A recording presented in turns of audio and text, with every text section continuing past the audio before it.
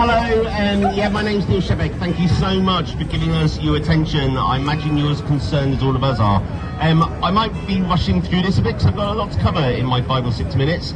But feel free to come and talk to me afterwards if you want to know anything more or if there's anything that you didn't quite hear. So, I am talking on behalf of the Beyond Politics group. It was set up as a self-appointed advisory and scrutiny committee for the Citizens' Assembly. As soon as Lambeth Council said that they were going to hold a Citizens' Assembly, which is nearly 3 years ago, we said, right, this needs to be done properly.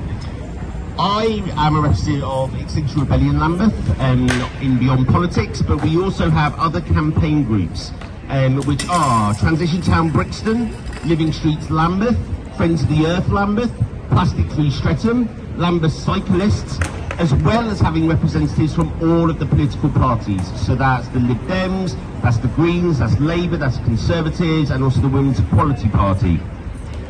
We met over the last 3 years fortnightly and then leading up to the Citizens' Assembly weekly to look at what's going on and basically discuss how they can do better. We spent a lot of time at the beginning doing a lot of research on Camden Citizens' Assembly, the National Citizens' Assembly, the Sortition Foundation, which is all about how Assembly members are selected, Devon District Council, as well as many other Citizens' Assemblies that have led before this. None of them were as radical as we felt the climate emergency demanded. So we campaigned, had meetings with the council and other stakeholders in the borough. We submitted deputations, we put together marketing and a suggested comm strategy and plan for the CA. In the past 3 years, we demanded for more inclusion on the Assembly, more sessions to be online so it's more inclusive, and obviously we got hit by a pandemic, and also a really strong comm strategy. Some of those, we got them to improve, others less so. We were invited as Beyond Politics to represent environmental campaign groups in Lambeth. I was nominated to be on the steering group alongside other stakeholders. So there were representatives on the steering group from TfL, the NHS, Lambeth Youth Council, faith groups in Lambeth, universities, as well as having councillors from the 3 parties that have councillors which is Labour, Greens and the Conservatives.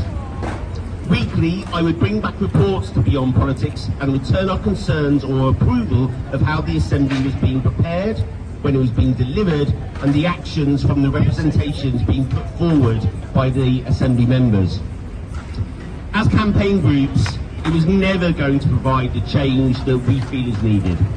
However, the 13 recommendations that came out of it asked for transparent monitoring, which is really important, reduction of private vehicles and better public transport, cycling infrastructure, businesses and organisations in the borough to implement green transport, and for vulnerable groups to be supported in the transition of transport. It asked for developers and housing providers required to improve the energy efficiency of homes and buildings.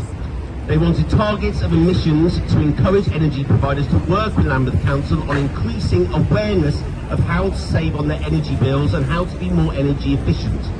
They wanted public sector organisations and big business to focus on reducing their emissions as well as the contractors they use. And the next recommendation, Lambeth Council should coordinate a scheme to retrofit homes, especially supporting people on lower incomes.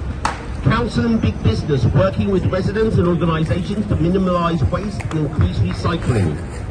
Lambeth Council should collaborate with residents, businesses, community groups and elected representatives to set up a system of ongoing monitoring, engagement and involvement in environmental issues in Lambeth.